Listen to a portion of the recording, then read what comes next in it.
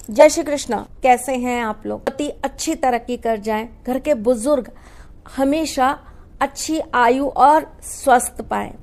परंतु हम जब पूजा में बैठते हैं तो कई बार हमें कुछ ऐसे संकेत मिलते हैं जो हमें ये सोचने पर मजबूर कर देते हैं कि क्या ईश्वर हमें कुछ बोलना चाहते हैं, क्या ईश्वर हमें कुछ बताना चाहते हैं, क्या ईश्वर हमें ये दिखाना चाहते हैं कि वो आए थे हमें आशीर्वाद देने, हम पर प्रसन्न होकर हमें अपने होने का प्रमाण देने, या हमसे कोई भूल हो गई, हमसे कोई गलती हो गई जिसके लिए ईश्वर ने आकर हमें रोक दिया, टोक दिया।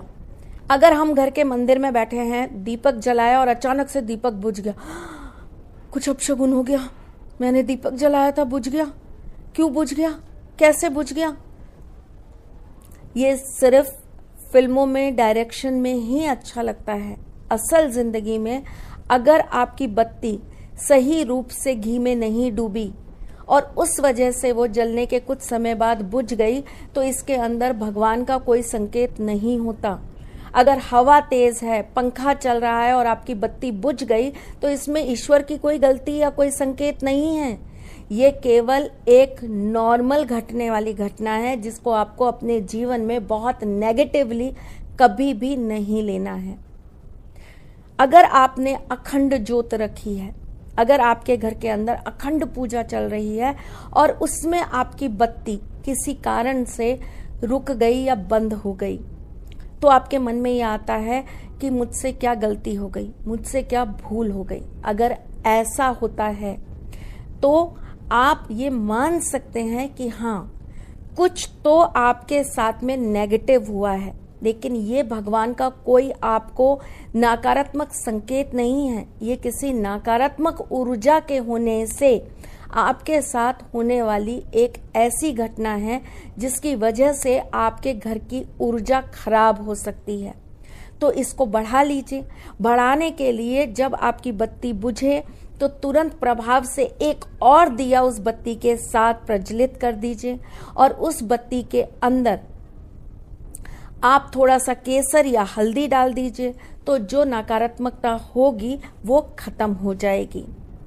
अगर किसी कारण से आपके घर के मंदिर के अंदर, कई बार मैंने देखा है कि हमने दिया जलाया, उससे पेपर जल गया या कोई कपड़ा जल गया या भगवान जी के वस्त्र जल गए, तो हम बहुत परेशान हो जाते हैं। ये कोई अशुभ संकेत हो गया, ये कोई नकारात्मक संकेत हो गया।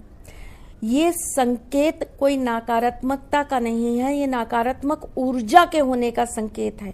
ईश्वर कभी भी कुछ ऐसा गलत नहीं करते अपने भक्तों के साथ जिससे उनके जीवन के अंदर कुछ अनहोनी हो जाए। सिर्फ नकारात्मक ऊर्जाएं वहां पर होने के कारण वो ऐसी चीजें वहां पर उत्पन्न करती हैं जिससे हमारी पूजा खंडित हो, बाधित हो, या हम अपनी पूजा पाठ से दूर हो जाएं। तो इसको हटाने के लिए क्या करना चाहिए?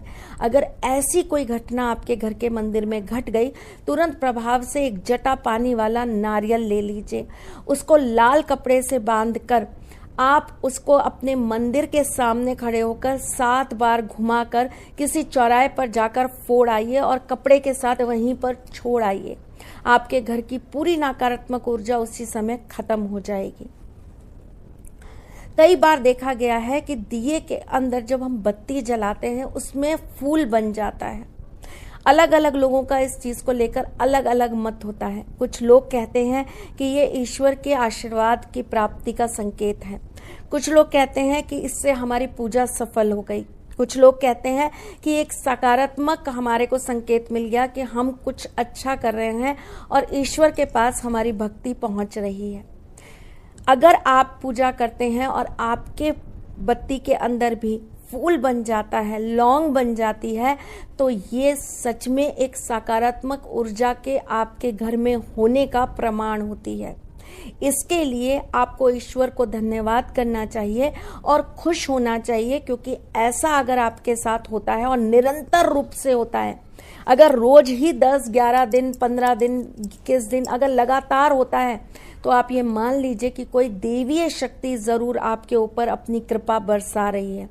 लेकिन अगर ये विशेष तिथियों पर होता है, विशेष त्योहारों पर होता है, तो आप ये मान लीजिए कि आपके घर के अंदर कोई देवीय शक्ति आकर भ्रमण करके गई है, जिसका आशीर्वाद आपको, आपके परिवार के सभी सदस्यों को जरूर प्राप्त होगा।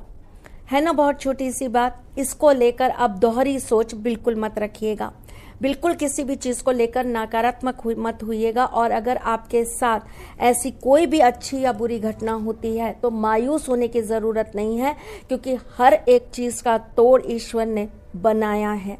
बस ज्ञान की प्राप्ति ना होने के कारण हमें पता नहीं होता, तो हम घबराते हैं, डरते हैं, और फिर हमें ऐसा लगता है कि कहीं हमारे साथ कुछ बुरा तो नहीं होने वाला, कहीं हमारे पितृ, हमारे देवता हमें कुछ बुरा संकेत तो नहीं दे रहे।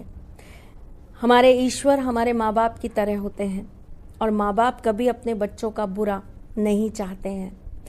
ईश्वर भी हमारा बुरा कभी नहीं होने देंगे। इसीलिए बिना डरे आप अपने घर के अंदर अगर कोई भी ऐसी अनहोनी घटना घटती है तो तुरंत उसका इलाज कर लीजिए। मैं जल्द आपसे मिलने आऊंगी, तब तक के लिए जय श्री कृष्ण।